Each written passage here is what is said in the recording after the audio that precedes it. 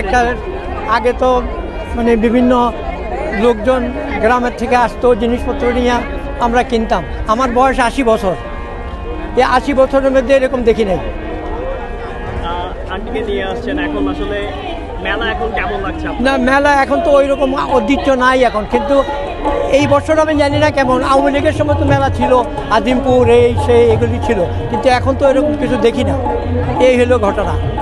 আমরা ছোটবেলায়, আমাদের ছোটবেলায় যদি দেখতাম যে আমরা রমনার বটমূলে বা রমনা পার্কে আমরা দেখতাম হ্যাঁ মেলা বসতো। মেলা বসতো, ওইখানে তো এখন দেখি না। এখন যে মেলাগুলি দেখি কি সব আর্টিফিশিয়াল মেলা, মানে অ্যাকচুয়াল যে মেলা ওই জিনিসপত্র পাওয়া যায়। আর সারা বছর মহিলারা বসে থাকতো, আমি এইটা কিনবো এইটা কিনবো।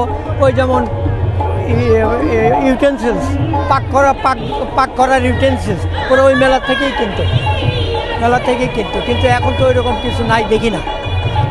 এই গত 2 বছর ধরে আরও দেখি না। আর এখন এইভাবে তো আমি চিনমতি সমিতিতে এই প্রথম আসলাম, চিনমতি সমিতির থেকে এই প্রথম আসলাম, কিন্তু এইরকম যে খেওয়াজ এরকম তো দেখি নাই।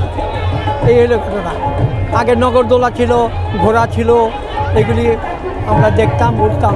আপনাদের সময় তো আপনারা হয়তো নৌকা বাইচ বা অন্যান্য আরো অনেক ধরনের খেলা ছিল। হ্যাঁ, এগুলো আসলে আপনারা কি মিস করছেন কিনা এই বয়সে?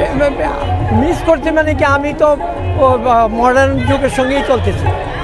মডার্ন যুগ যা তাই আমি চলতেছি।